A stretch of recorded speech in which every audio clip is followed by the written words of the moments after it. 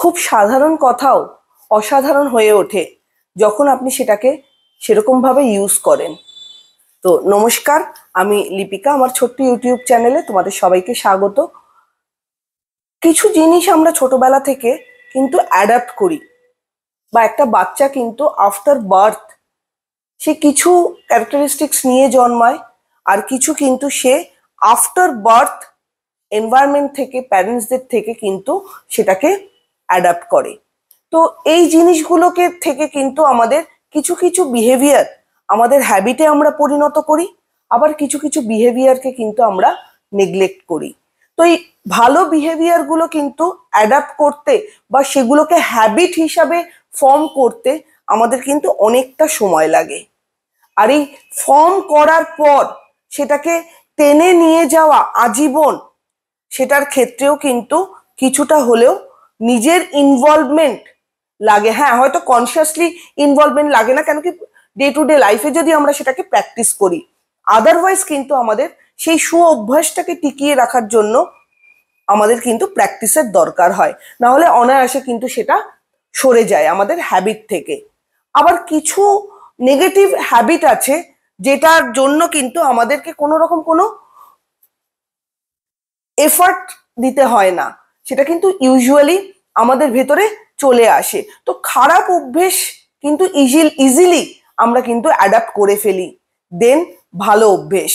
তো এক্ষেত্রে একটাই কথা বলবো যে খারাপ অভ্যেস যতটা তাড়াতাড়ি আমরা অ্যাডাপ্ট করি, ভালো অভ্যেস অ্যাডাপ্ট করতে কিন্তু আমাদের সময় লাগে। আর ভালো অভ্যেসটা যদি অ্যাডাপ্ট হয়ে যায়, সেটাকে কন্টিনিউ করার দায়িত্ব কিন্তু আপনার। একটা বাচ্চা বলছে যে আমাকে টাকা পয়সা দিয়ে দাও, আমাকে মোবাইল দিয়ে দাও, আমার আর কিচ্ছু লাগবে না, তোমরা এখান থেকে চলে যাও, বাবা মাকে সে বলছে।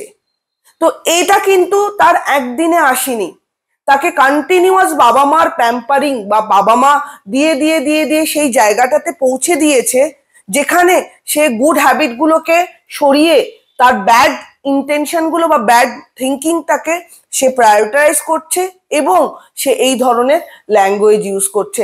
আবার একটি বাচ্চা মেয়ে, সে তার বাবা মাকে বলছে যে দরজা বন্ধ করে দিয়ে আমার ঘরের ভেতরে ঢুকবে না, এটা আমার প্রাইভেসি জায়গা, প্রাইভেসি স্পেস।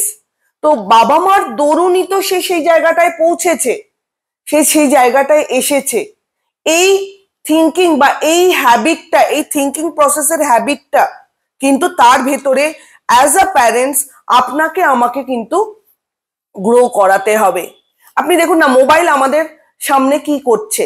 মোবাইল কিন্তু এখন আমাদের সামনে অভিশাপ হয়ে রয়েছে আমাদের সাথে, বা ইয়াং জেনারেশন যারা পড়াশোনা করছে তাদের কাছে কিন্তু একটা একটা অভিশাপ করতে, সেটাকে কিন্তু তারা ইজিলি অ্যাডাপ্ট করেছে। হ্যাঁ, খারাপ অভ্যেস ইজিলি অ্যাডাপ্ট করা যায়, ভালো অভ্যেস কিন্তু ইজিলি ছেড়ে দেওয়া যায়। তো সেক্ষেত্রে কোন অভ্যেসটাকে আপনি রাখছেন, কোন অভ্যেসটাকে আপনি ত্যাগ করছেন, সেটা আপনার ডে টু ডে লাইফে কতটা এফেক্ট ফেলছে, আপনার ওপর কতটা এফেক্ট ফেলছে, বা আপনার সারাউন্ডিংসে যারা আছে তাদের ওপর কতটা এফেক্ট ফেলছে, সেটা কিন্তু আপনাকে একটু বুঝে নিতে হবে। কেন কি বিহেভিয়ারটা আপনি তাদের সাথে করছেন। আপনার গুড হ্যাবিট তাদেরকে পজিটিভ এফেক্ট দিচ্ছে, না আপনার ব্যাড হ্যাবিট তাদেরকে নেগেটিভ এফেক্ট দিচ্ছে, বা তাদের সাথে সম্পর্কগুলো নেগেটিভ ওয়েতে চলে যাচ্ছে। এটা কিন্তু আপনার থট প্রসেসে এনে আপনাকে কিন্তু মাথায় রাখতে হবে। তো ভিডিওটা কেমন লাগলো অবশ্যই আমাকে জানাবেন। ভালো লাগলে চ্যানেলটা লাইক অ্যান্ড সাবস্ক্রাইব করে দেবেন। সবাই ভালো থাকবেন, সুস্থ থাকবেন। নমস্কার।